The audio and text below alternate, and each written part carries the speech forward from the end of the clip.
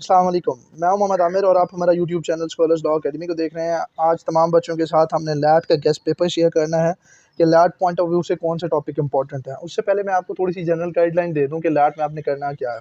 देखिए, लैट में जब भी आप जाएँ अपने पास एक वॉच रखें, अपने पास जो है ना वाटर बॉटल रखें ताकि आज गर्मियाँ हैं, बहुत मसले हो जाते हैं। उसके बाद अपने पास मार्कर रखें ताकि मार्कर आप सब्जेक्टिव के लिए यूज़ कर सकें और फिर अपने पास एक स्केल रखें, स्केल के साथ अपने ओरिजिनल डॉक्यूमेंट जो भी वहाँ पे मेंशन्ड है, आपकी पे स्लिप हो गई, आपकी रोल नंबर स्लिप हो गई, ये सारी चीज़ें आप लेके जाएँ, अपना सीएनएसी लाज़मी लेके जाएँ और सेंटर जो है ना आधा घंटा पहले पहुँचे। और फिर आपको दूसरी बात बताता चलूँ कि पेपर को आपने पढ़ना नहीं है। जब भी आपको पेपर मिलता है तो आपने बस अपने जो है ना जो रिक्वायर्ड फिलिंग्स हैं वो करके ताकि कि पेपर कोड हो गया आपका या पेपर बुक हो गई, उसके बाद आपका रोल नंबर स्लिप हो गया, ये लिखने के बाद आप जो है ना पेपर को जस्ट सॉल्व करना शुरू हो जाएँगे। और सॉल्व करने में टेक्नीक ये है कि आप आसान से मुश्किल क्वेश्चन की तरफ जाएँगे। उसकी वजह ये है कि आप जब आसान पेपर को पहले सॉल्व करेंगे तो आपका टाइम भी बच जाएगा और जो टाइम आपका बचेगा वो मुश्किल पोर्शन को सॉल्व करने में यूज़ होगा और फिर आपका कॉन्फिडेंस भी बूस्ट अप हो जाता है कि फॉर एग्ज़ाम्पल एक पोर्शन की आपकी तैयारी बहुत अच्छी थी और उसको आप सॉल्व करना चाहते हैं और जब आप सॉल्व करने जाते हैं उसको, फॉर एग्ज़ाम्पल उर्दू में आपके दो 10 से 10 एमसीक्यूज़ आपको आते हैं, तो आप उनको पहले सॉल्व करें ताकि आपको उनमें प्रॉब्लम कोई ना हो और अगर वो 10 में से 9 भी ठीक हो गए, तो फिर आपको एक कॉन्फिडेंस आ जाता है कि भई इतने मेरे एमसीक्यूज़ ठीक हो रहे हैं, तो मुझे जो है ना अब कॉन्फिडेंस की वजह से जो चीज़ें नहीं आती होती हैं, वो भी आना स्टार्ट हो जाती हैं। ये बात होगी। दूसरी बात ये है कि फिर उसके बाद थोड़ा-थोड़ा मुश्किल पोर्शन की तरफ जाइएगा और बाकी जो इम्पोर्टेंट टॉपिक हैं, उन लिहाज से हम आपको बता देते हैं कि कौन-कौन से टॉपिक किस तरह से आएँगे और आपकी अगर अभी भी ज़ीरो लेवल की तैयारी है और आप पास करना चाहते हैं, तो आप इन टॉपिक को कर लें जिस तरह हम बता रहे हैं, तो आपका पेपर पास हो जाएगा आराम से। अब हमारे पास जनरल नॉलेज के वर्ल्ड ऑर्गेनाइजेशंस के ऊपर इंपॉर्टेंट टॉपिक हैं। वर्ल्ड ऑर्गेनाइजेशन जो टॉपिक है उसमें से सिर्फ आपने डिफरेंट ऑर्गेनाइजेशन से 3-3 एमसीक्यूज़ करने हैं। एक उनका हेडक्वार्टर, एक उस ऑर्गेनाइजेशन का फुल फॉर्म, एक उस ऑर्गेनाइजेशन का एम। अब जो यूएनओ है, यूएनओ आपके पास प्रॉपर एक टॉपिक है। क्यों टॉपिक है? क्योंकि उसके सब इंस्टीट्यूशंस हैं, प्रिंसिपल ऑर्गन्स जिसको हम कहते हैं। तो यूएनओ के प्रिंसिपल ऑर्गन 6 हैं। उन्हीं 6 प्रिंसिपल ऑर्गन्स में उनके हेडक्वार्टर पूछ लेता है, उनके परमानेंट मेंबर्स पूछ लेता है, नॉन परमानेंट मेंबर्स पूछ लेता है, उनका हेडक्वार्टर कहाँ है ये पूछ लेता है। तो ये सारी चीज़ें होती हैं, इसीलिए आपने यूएनओ को लाज़मी करना है, बाकी ऑर्गनाइज़ेशंस को जो है ना आप इन 3 पॉइंट्स के साथ कर लें। फिर कैपिटल्स और करेंसीज़ के ऊपर आते हैं, तो कैपिटल्स देखें आपके पास सुपर पावर ब्लॉक के आपको पता होने चाहिए, जिसमें आपके पास इंग्लैंड है, यूके है, रशिया है, फ्रांस है, चाइना है, ये सुपर पावर ब्लॉक है जो कि वेल डेवलप्ड कंट्रीज़ हैं, ठीक है? फिर कॉन्टिनेंट वाइज़ आपको एशिया और ऑस्ट्रेलिया का पता होना चाहिए, उसी के साथ न्यूज़ीलैंड भी है, तो उसकी कैपिटल और करेंसी पता होनी चाहिए। फिर एशियन कंट्रीज़ में आपको सारों के पता होने चाहिए क्योंकि श्रीलंका, पाकिस्तान, बांग्लादेश, इंडिया, इन सारों की कैपिटल्स और करेंसीज़ पूछ सकता है वो आपसे, ठीक है? और उसके बाद इस्लामिक कंट्रीज़, जो इस्लामिक कंट्रीज़ हैं, उनमें आपके पास सऊदी अरेबिया, ये सारे, मलेशिया, ठीक है? आपके पास टर्की, इराक, ईरान, ये सारे, इनकी करेंसीज़ तो नहीं, इनकी कैपिटल ज़्यादा इंपॉर्टेंट है। तो उसके बाद आपके पास आती है करंट अफ़ेयर्स। करंट अफ़ेयर्स में जो डिफरेंट आपके पास वाइटल किस्म के रोल्स हैं, लाइक प्राइम मिनिस्टर हैं, पाकिस्तान के प्राइम मिनिस्टर कौन से नंबर वाले हैं, ये 23rd हैं या 22nd है, कौन से हैं, ये पता होना चाहिए। प्रेसिडेंट कौन है, वो पता होनी चाहिए। और हमारे डिफरेंट मिनिस्टर्स में 3 से 4 इंपॉर्टेंट है, एक इंटीरियर मिनिस्टर, फाइनेंस मिनिस्टर, ठीक है? उसके बाद आपके पास फॉरेन मिनिस्टर, क्योंकि इनके पास मोस्टली अथॉरिटीज़ ज़्यादा होती हैं, लॉ मिनिस्टर हो गया, तो ये 3 से 4। और उसके बाद आपके डिफरेंट ऑर्गेनाइजेशंस के हेड, जैसे आर्मी के हेड कौन है, या chief of army staff Asim Munir. उसके बाद आपके पास joint chief staff general Sahir Shamshad. उसके बाद आपके पास ईसीपी, इलेक्शन कमीशन के चेयरमैन कौन है, चेयरमैन नैब कौन है, नैब का फुल फॉर्म क्या है, ईसीपी का फुल फॉर्म क्या है, इस तरह से, ठीक है? अच्छा, उसके बाद आती है स्पोर्ट्स इन्फॉर्मेशन। तो स्पोर्ट्स में किसी भी गेम के प्लेयर से रिलेटेड, किसी भी गेम्स के टेन्योर से related, number of players in different games, इस तरह से पूछता है। वो पूछ ले जी हॉकी टीम में कितने प्लेयर होते हैं, आइस हॉकी टीम में कितने प्लेयर हैं, ठीक है? स्क्वैश में कितने प्लेयर्स होते हैं, इस तरह की। और पाकिस्तान जो है ना ओडीआई वर्ल्ड कप कितने टाइम जीता हुआ है, किसकी क़यादत में जीता हुआ है, चैंपियन ट्रॉफ़ी कब जीता, किसकी क़यादत में जीता, ठीक है? टी20 वर्ल्ड कप है इसी तरह, और टी20 वर्ल्ड कप हर कितने साल बाद होता है। जो नेक्स्ट ओडीआई वर्ल्ड कप होगा, वो कौन-सा कंट्री होस्ट कर रहा है। तो आपने सिंपली जो है ना टू द पॉइंट रहना है और कोई भी इस इधर-उधर की चीज़ें नहीं करनी, ठीक है? उसके बाद डेली साइंस है, डेली साइंस में आपके पास डिस्कवरीज़ और इन्वेंशंस हैं कि बल्ब किसने इन्वेंट किया, और डिफरेंट जो है ना इंस्ट्रूमेंट्स होते हैं, जैसे प्रेशर मेजरिंग इंस्ट्रूमेंट है, वो किसने इन्वेंट किया, ठीक है? मिल्क की प्योरिटी को मेज़र करने वाला इंस्ट्रूमेंट किसने इन्वेंट किया, या उसको क्या कहते हैं, ये सारी चीज़ें। माइक्रोस्कोप किसने इन्वेंट किया। उसके बाद डिफरेंट जो है ना डिजीज़ेज़ जो कि विटामिन की डेफिशिएंसी से होती हैं, कि रिकेट्स की बीमारी क्या है, नाइट ब्लाइंडनेस किस विटामिन की डेफिशिएंसी से होती है। तो ये डेली साइंस में, या तो फिर हमारे पास जो है ना गैसेस परसेंटेज इन एटमॉस्फेयर पूछता है कि अबंडेंट गैस कौन सी है, प्लांट्स कौन सी गैस इनटेक करते हैं और कौन सी गैस रिलीज़ करते हैं, और ह्यूमंस कौन सी गैस इनटेक और रिलीज़ करते हैं। इस तरह से वो इन पॉइंट ऑफ व्यू से भी पूछता है, और फर्दर जो है ना इतनी इन्फॉर्मेशन बाकी नहीं पूछता। फिर उसके बाद कॉन्टिनेंट्स एंड फैक्ट्स। तो डार्क कॉन्टिनेंट आपने देख लेना है, वो अफ्रीका को कहते हैं, क्योंकि वो जो है ना कॉलोनी रहा है और वो स्लेवरिटी के अंडर रहा है, तो इस वजह से उसका जो है ना उसको कल्चर वेल नोन नहीं है, तो डार्क कॉन्टिनेंट कहते हैं। फिर largest continent by area, largest continent by population, total number of continents in the world, ये हो गया। फिर आपके पास जो है ना बॉर्डर्स हैं। बॉर्डर्स में लार्जेस्ट बॉर्डर पाकिस्तान किस कंट्री के साथ बनाता है, कोस्ट लाइन कितनी है, इंडिया के साथ बॉर्डर कितने किलोमीटर का है। फिर जियोग्राफी है। जियोग्राफी में पाकिस्तान के जो है ना largest province by area, largest province by population, ये पाक स्टडी में पॉइंट ऑफ व्यू से भी आ सकता है, ये आपको जीके पॉइंट ऑफ व्यू से भी आ सकता है, क्योंकि जीके और पाक स्टडी के टॉपिक्स को वो मिक्स करते हैं, इसीलिए हमने भी यहाँ पे बता दिया है। फिर सिटीज़ एंड टाइटल्स, ये पाकिस्तान के लिहाज से हो सकता है, वर्ल्ड के लिहाज से इतनी इंपॉर्टेंट नहीं है। पाकिस्तान के लिहाज से क्या, कि सिटी ऑफ सेंट किसको कहते हैं, मुल्तान को। उसी की बीजीयू यूनिवर्सिटी के बारे में भी पिछली बार उसने पूछ लिया था। फिर सिटी ऑफ नवाब्स किसको कहते हैं, बहावलपुर को। यही first state to join Pakistan भी है, ठीक है, और लार्जेस्ट जो है ना स्टेट भी है यहाँ पे, या लार्जेस्ट डिवीजन डिस्ट्रिक्ट भी है, इस तरह से, ठीक है। उसके बाद हमारे पास सिटीज़ एंड टाइटल्स के बाद हिस्टोरिकल एमसीक्यूज आते हैं, क्योंकि हिस्टोरिकल एमसीक्यूज 712 से स्टार्ट होते हैं, मोहम्मद बिन कासिम से, जो सिंध और वो जो है ना मुल्तान में आए। तो मोहनजोदड़ो और हड़प्पा सिविलाइजेशन, उनके दौर का कल्चर किस तरह था, उनके दौर में कॉइन्स किस तरह से थे, बार्टर सिस्टम किस तरह से था, तो ये सारी चीज़ें भी वहाँ पे पूछता है, तो थोड़ा सा आपने इनको भी सर्च कर लेना है। फिर आपके पास कंप्यूटर इन्फॉर्मेशन आती है, तो कंप्यूटर इन्फॉर्मेशन में पार्ट्स ऑफ कंप्यूटर, सीपीयू किसको कहते हैं, सीपीयू का फुल फॉर्म क्या है, इनपुट डिवाइसेस कौन से हैं, आउटपुट डिवाइसेस कौन से हैं, ठीक है, रैम रोम, और ये जो डिफरेंट एब्रीवेशंस हैं इनके बारे में भी पूछता है, और ये लाजमी पूछता है। फिर कीज़ के बारे में भी पूछता है कि कौन सी की कौन सा फंक्शन परफॉर्म करती है। उसके बाद कॉन्स्टिट्यूशन है, तो कॉन्स्टिट्यूशन के लिहाज से हमारे रैंडम एमसीक्यूज इंपॉर्टेंट है, क्योंकि कॉन्स्टिट्यूशन में फिर सेनेट और नेशनल असेंबली भी आ जाती है, तो इसीलिए वो हम पाक स्टडी में डिस्कस करेंगे।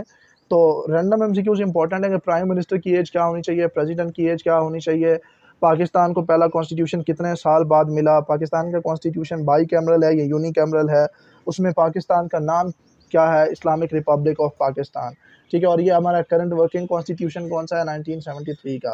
तो फिर हमने इंग्लिश को करना है। इंग्लिश में आप देखें तो आपको सिनोनिम्स, एंटोनिम्स, प्रीपोजिशन और कंडीशनल सेंटेंसेस आते हैं।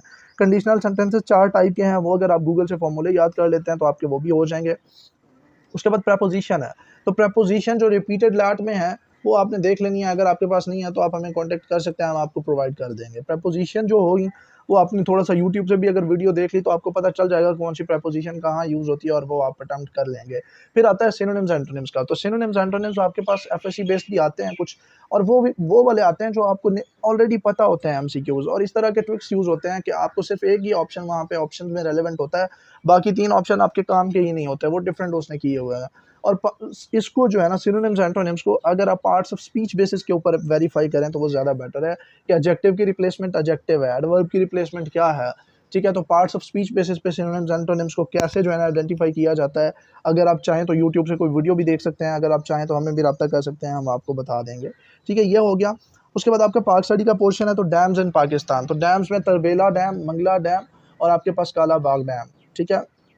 या फिर इंडिया जो है ना जो डिफरेंट बैराज कंस्ट्रक्ट कर रहा है, कि किस डैम के ऊपर कौन सा बैराज कंस्ट्रक्ट हो रहा है, वो आपसे पूछता है। काफ़ी टाइम रोड ट्यूनल्स भी पूछ लेता है, लेकिन वो इतने इंपॉर्टेंट नहीं है। फिर फर्स्ट इन पाकिस्तान, कि फर्स्ट चीफ जस्टिस कौन थे, first prime minister, first president, first governor general, ठीक है, फर्स्ट जो है ना विमेन जज, इस तरह से ये सारी चीज़ें। फर्स्ट इन पाकिस्तान एक कंप्लीट टॉपिक है, इसकी आप डॉक्यूमेंट्री देख लें कहीं से यूट्यूब से, तो 5 से 10 मिनट में आपका ये टॉपिक भी कवर हो जाएगा। पॉलिटिकल स्ट्रक्चर, या पाकिस्तान में कौन सी लेजिस्लेशन है, unicameral, bicameral. Unicameral में 2 हाउसेस होते हैं, सेनेट, नेशनल असेंबली, तो इन सारों को देख लेना है। Speaker national assembly, chairman senate, deputy chairman senate, और जो है ना सेनेट के अरकान की तादाद, इनका टेन्योर, ठीक है, कौमी असम्बली का टेन्योर, उनके अरकान की तादाद।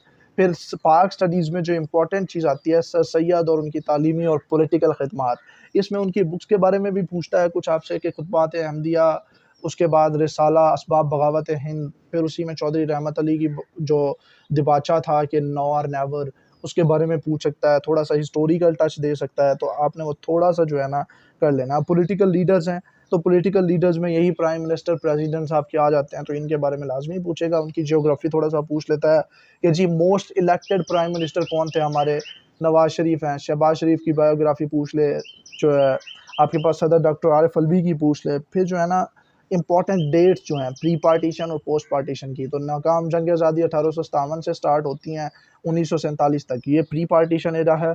इसमें जो इंपॉर्टेंट इवेंट्स हैं, कायद आज़म के 14 नुकात, अल्लामा इकबाल का खुतबा इलाहाबाद, क्रिप्स मिशन, ठीक है, उसके बाद तकसीम बंगाल, उसके बाद आपके पास मुस्लिम लीग का क़याम, कांग्रेस का क़याम, ठीक है, और इंडियन एक्ट 1935। तो ये जो मोटे मोटे पॉइंट्स हैं ये लाजमी पूछता है तारीख़ों के लिहाज से, और एज इट इज़ तारीख देता है। तो ये एक थोड़ी सी हिस्ट्री है प्री पार्टीशन और पोस्ट पार्टीशन, उनमें सिर्फ अपने इंपॉर्टेंट डेट्स याद रखनी है, ठीक है, बाकी आपको कुछ भी याद रखने की ज़रूरत नहीं है। तो ये सारी आपकी यहाँ से भी हो जाएंगी। फिर इस्लामिक स्टडी आती है, तो होली प्रॉफिट की लाइफ, मक्की दौर है उनका, मदनी दौर है, किस दौर में उनको नबूवत अता की गई, कितनी शादियाँ हैं, ठीक है, कितने बच्चे हैं। फिर उसके बाद जो है ना कैलिफ्स में आपके पास जो राइटली 4 गाइडेड कैलिफ्स हैं, तो उनके बारे में भी थोड़ा सा पूछ सकता है कि फर्स्ट कैलिफ कौन थे, सेकंड कौन से थे।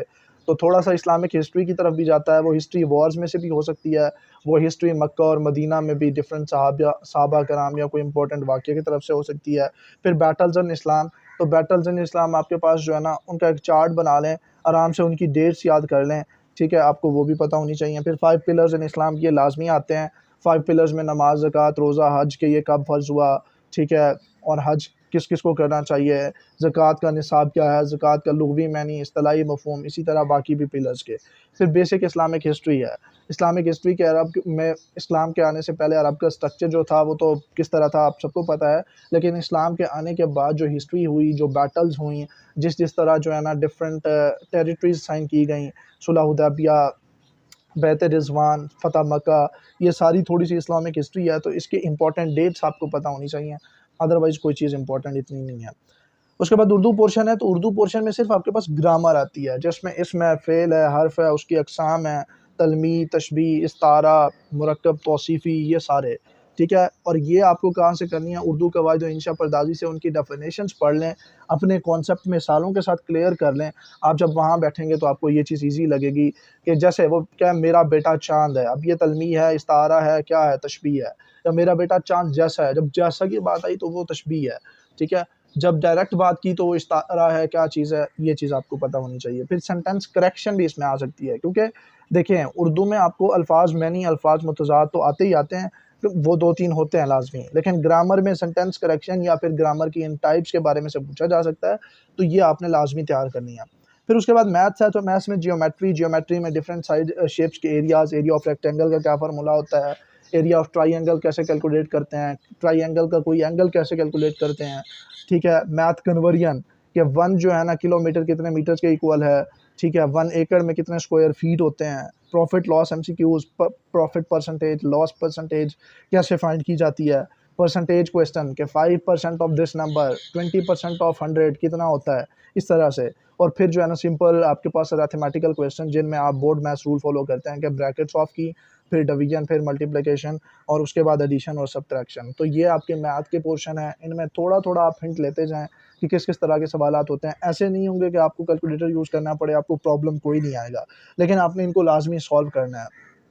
उसके बाद आपको ऐसे आपको एक टेक्नोलॉजी बेस्ड लाजमी आता है। अब ऐसे में जो चीज़ें ख्याल रखने वाली हैं वो ये है कि आपका प्रॉपर इंट्रोडक्शन होना चाहिए, चाहे आप उर्दू में लिख रहे हैं या इंग्लिश में, इंट्रोडक्शन प्रॉपर होना चाहिए, वरना नंबर कटते हैं। कंक्लूजन होनी चाहिए, कंक्लूजन ना हुई तो भी नंबर कटते हैं। पैराग्राफ का स्ट्रक्चर प्रॉपर होना चाहिए, एक आधी कोटेशन मिड में आपने पुट इन की हो, रिसर्च बेस्ड ऐसे लिखा हुआ हो, वोकैब्युलरी अच्छी हो, ग्रामेटिकल एरर्स ना हो, स्पेल के एरर ना हो, कटिंग ना हो।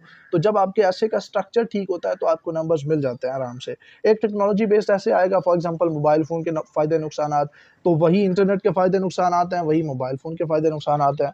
फिर आपके पास आ सकता है फेसबुक और इसके फ़ायदे नुकसानात, तो वही चीज़ है, टेक्नोलॉजी ही है, तो वो थोड़ा-सा घुमा फिरा के देता है।